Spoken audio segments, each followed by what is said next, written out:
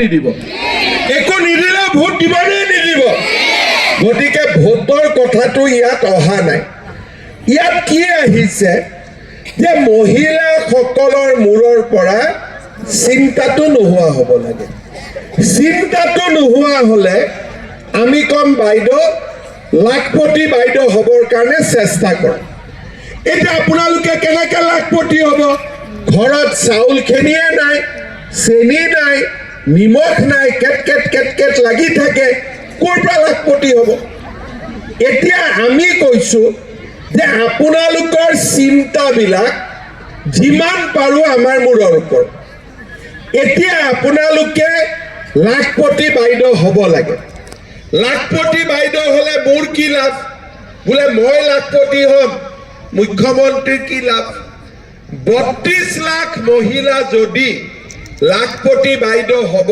পাৰে অসমৰ উন্নতি কিমান হ'ব আপোনালোকে চিন্তা কৰক 10,000 কৰি 32 লাখ মহিলাক আমি দিওঁতে আমাৰ কিমান খৰচ হ'ল 3,200 কোটি টকা আৰু আপোনালোক সকলোৱে যদি 1 লাখ টকাকৈ বছৰত ব্যৱসায় কৰে অসম কিমান ধনী হ'ব 32,000 কোটি টকা তাৰ মানে আমাৰ অসমখন কিমান আগুৱাই গ'ল আমাৰ লক্ষ্য কি যে অসমখন ভাৰতৰ ভিতৰতে সৰ্বশ্ৰেষ্ঠ ৰাজ্য হ'ব লাগে কেনেকৈ হ'ব যদি গ্ৰাম্য অৰ্থনীতি সুদৃঢ় নহয় অসমে কেতিয়াও আমি সৰ্বশ্ৰেষ্ঠ ৰাজ্য হ'ব নোৱাৰো সেইকাৰণে আমাৰ লক্ষ্য হ'ল যে প্ৰতিগৰাকী মহিলাই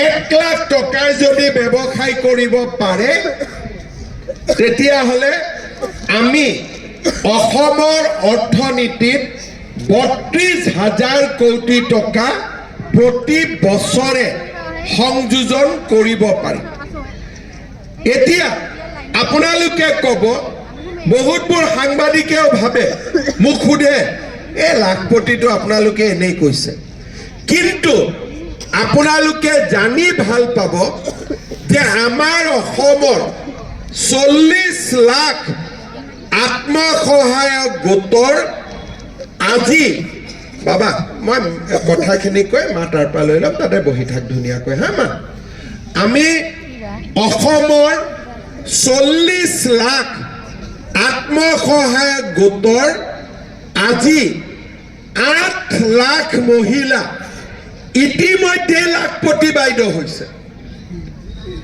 আপোনালোকে ভাবি আচৰিত হ'ব যে 8 লাখ মহিলাই ইতিমধ্যে 1 লাখ টকাতকৈ বেছি উপাৰ্জন কৰে এতিয়া আকৌ আপোনালোকে ভাবিব যে এইটোনো মুখ্যমন্ত্ৰীয়ে কি কথা ক'লে যে 8 লাখ মহিলা লাখপতি হ'লেই নে মই আপোনালোকক নাম দিম আমাৰ মঙলদৈ দহা চুবুৰী গাঁৱৰ কল্যাণী ডেকা কুকুৰা মাংস কণী মুৰ্গী মাছ কেঁচুসাৰ কাঠফুলা আৰু ধানৰ খেতি কৰি মাহত 16,000 টকা উপাৰ্জন কৰে বছৰত কিমান 1,92,000 টকা এইগৰাকী মহিলা কোন হয় গুৱাহাটী নহয় আপোনালোকৰ দহা চুবুৰী গাঁৱৰ মঙলদৈ বিধানসভা সমষ্টি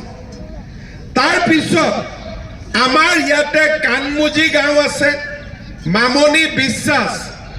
মামনি বিশ্বাসে বাঁহেৰে বিভিন্ন বস্তু প্ৰস্তুত কৰি মাহত 26,000 টকাকৈ উপাৰ্জন কৰে আৰু বছৰত 3,12,000 টকা উপাৰ্জন কৰে মঙলদৈতে এনেকুৱা মহিলা 1,000তকৈ বেছি আছে আৰু গোটেই অসমত কিমান আছে 8 লাখ মোৰ সপোন মই আপোনালোকক এই পুঁজিখিনি বেংকেদিও পঠাই দিব পাৰিলোহেঁতেন মই কিয় চেক দিছোঁ যাতে আপোনালোকক মিটিং এখনত মই লগ পাওঁ আৰু আপোনালোকক মই বুজাব পাৰোঁ যে চৰকাৰে হিতাধিকাৰীৰ কাৰণে টকা দিয়া নাই, চৰকাৰে ভোটৰ কাৰণে টকা দিয়া নাই, চৰকাৰে অসমৰ মহিলাক নিজৰ ভৰিৰ ওপৰত নিজে থিয় হ'বৰ কাৰণে এই আঁচনি আৰম্ভ কৰিছে। আৰু সেইকাৰণে আজি আমাৰ এই আঁচনিখন দেশৰ বিভিন্ন ৰাজ্যই লৈছে আৰু অসমৰ এই নীতিক আজি দেশৰ বাকী ৰাজ্যয়ো বিচাৰি লৈছে। মই আপোনালোকক প্ৰথমতে কৈছিলোঁ যে এই 10,000 শেষ নহয়। কোনোবাই যদি ভাবিছে যে 10,000 দিলোঁ আমাৰ কাম শেষ নহয়, আপোনালোকে লাখপতি বাইদেউ নোহোৱালৈকে আমি আপোনালোকৰ লগত লাগি থাকিম, যাতে আপোনালোক লাখপতি বাইদেউ হ'ব পাৰে।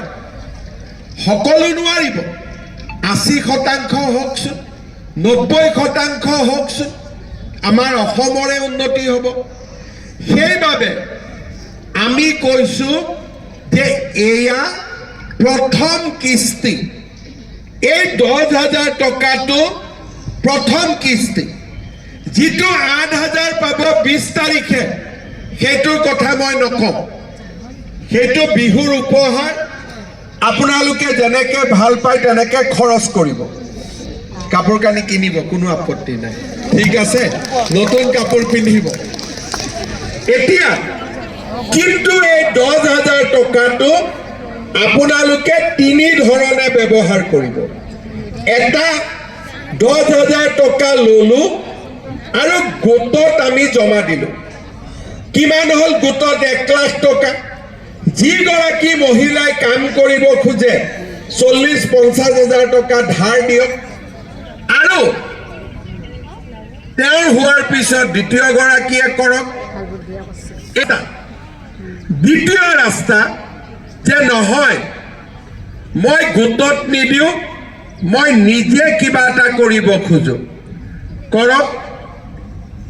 চিলাই মেচিন কিনক, সৰু দোকান এখন খোলক, গাহৰি কুকুৰা ছাগলীৰ ব্যৱসায় কৰক, যি কৰিব ইচ্ছা, কিন্তু কিবা এটা কৰক। 3 নম্বৰ, বোলে মই গোটত নিদিওঁ, মই নিজেও কৰিব মোৰ মন নাই, নোৱাৰিম, তেতিয়া আমি কি কৰিম? মোৰ হাজবেণ্ডৰ ব্যৱসায় আছে, খেতি আছে, ফিচাৰী আছে, দোকান আছে, পাইকাৰী বিজনেছ কৰে, তাতে 10,000 টকা লগাই দিয়ক। কাৰণ ঘৰৰ উপাৰ্জন মানে মহিলাৰে উপাৰ্জন, তাতে 10,000 টকা আপোনালোকে ব্যৱহাৰ কৰক। 6 মাহ 7 মাহ পিছত আমি আপোনালোকৰ তাত আহিম, সুধিম, বাইদেউ 10,000 টকাটো ক'ত খৰচ কৰিলে?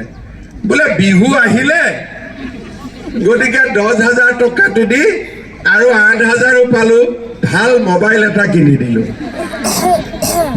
যি হ'ল হ'ল। কিন্তু যিসকলে আমাক ক'ব আমি গোটত দিলোঁ, নিজে ব্যৱসায় কৰিলোঁ, বা ঘৰৰ ব্যৱসায়ত আমি এই টকাটো সংযোজিত কৰিলোঁ, আমাৰ দোকানখন এতিয়া ভাল হৈছে, তেওঁলোকক আমি আকৌ মাতিম আৰু দ্বিতীয়বাৰ আমি তেওঁলোকক 25,000 টকাকৈ আমি আপোনালোকক দিয়াৰ ব্যৱস্থা কৰিম। পিছফালে হাততালি কমকৈ মাৰিছে, বঢ়িয়া। দ্বিতীয়বাৰ কিমান পাম? 25,000। 10 আৰু 25 35,000 হ'ল। তৃতীয় বৰ্ষত, এইটো প্ৰথম বৰ্ষ, 25,000টো দ্বিতীয় বৰ্ষ। তৃতীয় বৰ্ষত আমি আপোনালোকৰ ওচৰত আকৌ আহিম যে বাইদেউ 10 আৰু 25, এইবাৰটো 35 হ'ল। বোলে হ'ল, কি কাম? বোলে নহয়, এতিয়া মোৰ সুন্দৰ ব্যৱসায় মই আৰম্ভ কৰিলোঁ, আমাৰ মনটো ভাল লাগিলে। তৃতীয়বাৰ আমি আপোনালোকক মাতি আনি এইবাৰ কিমান টকা দিম? 50,000 টকাকৈ আমি আপোনালোকক দিয়াৰ ব্যৱস্থা কৰিম। 50,000 পালে কামটো আগবাঢ়ি গ'ল এইবাৰ মই বেংকক কম যে এতিয়া আপোনালোকে লোন দিয়ক আমি গভৰ্ণমেণ্ট গ্যাৰান্টি থাকিম আপোনালোকে লোন দিয়ক 1 লাখ 2 লাখ টকা আপোনালোকে লোন দিয়ক মহিলাসকল আগুৱাই যাওক আপোনালোকে চাওক কিমান ধুনীয়া আমি পৰিকল্পনা কৰিছো ইয়াতে ভোটটোৰ কথা নাই ইয়াত এটাই কথা আছে মহিলাসকল নিজৰ ভৰিৰ ওপৰত নিজে থিয় দিব লাগে আৰু লাখপতি বাইদেউ হ'ব লাগে